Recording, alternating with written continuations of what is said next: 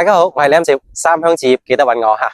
今日咧就嚟到呢個樂丁山啊，睇呢一棟樓裏面嘅115方嘅呢一個3房2廳2衛吓。咁啊，樂丁山咧呢一個小區咧就係呢一個振華路路上嘅。咁啊可以見到咧成個小區係屬於圍合式嘅一個設計，中間咧係完全做晒人車分流噶吓。咁啊整個小區咧亦都係為數唔多，有2層地下停車場嘅一個小區嚟嘅，所以咧停車車位你係絕對唔需要擔心嘅。咁啊出行嘅話咧，喺小區樓下嘅公交車站 T91、931等等嘅呢啲跨城交通同埋呢個鎮內嘅公交係非常之多嘅吓，所以咧呢度嘅出行係非常之方便，而且樓下呢個商業咧日常嘅呢一個需求係完全可以滿足到噶。仲有一樣嘢喎，佢係距離呢個萬象嘅夜市好近噶喎。嗱，翻到嚟度假或者係翻到嚟退休，想食啲嘢，想湊下熱鬧，出門就可以到達啦。OK， 我哋依家上樓再睇睇呢一間靚樓。嗱，而家咧我哋就上到樓上吓，其中嘅一套呢一套咧一樣係115方嘅3房2廳2衛。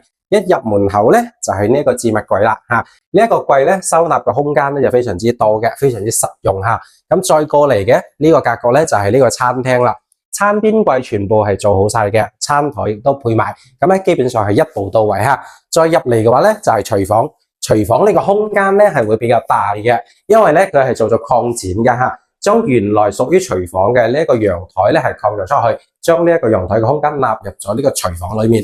咁啊可以見到呢啲咁樣嘅設備咧，同埋櫃咧等等都係新嘅吓。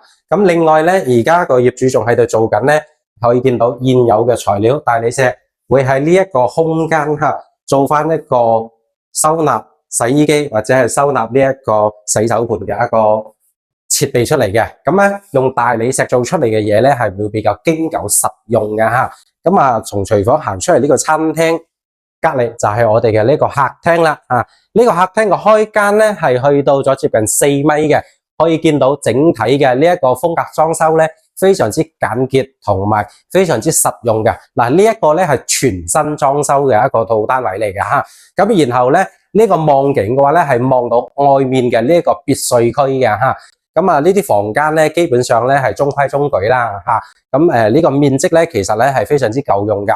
咁主人房嘅話咧亦都係呢個套間嘅呢個設計吓。咁可以見到洗手間裏面咧全部嘅設備咧基本上咧係已經係做好晒，亦都係一個乾濕分離嘅一個設計。OK， 呢一套房係樂丁山26樓嘅呢一個全新嘅3房2廳2衛全新裝修吓，係115方嘅。OK， 睇完呢間仲有一間，我哋鏡頭跟住落去。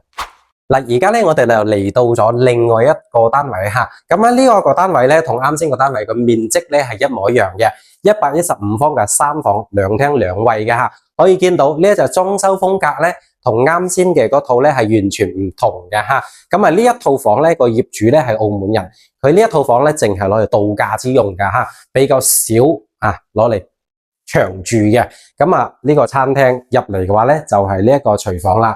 咁啊呢個廚房呢個格局咧可以見到吓，同啱先嗰個咧係唔同嘅。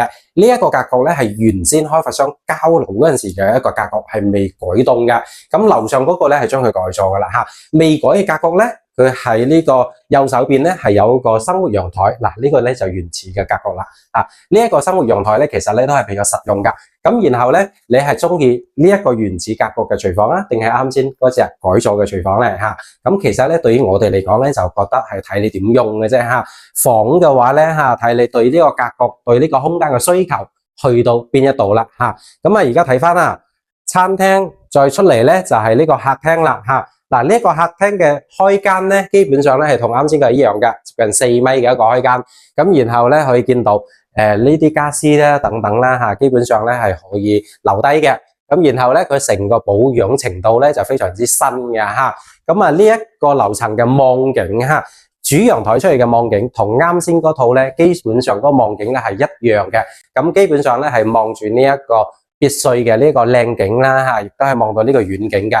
咁裏面嘅房間格局亦都係一樣嘅。嗱，中規中矩吓，唔算大亦都唔算細吓，非常之夠用嘅套房啊。主人房亦都係套房嚟嘅。OK， 嗱，而家樓上樓下就係呢2套啦，喺樂丁山115方3房2廳2衛，呢2套基本上咧係可以拎包入住嘅一個狀態哈。你所添置嘅嘢咧，其實咧相對嚟講就係比較少噶啦。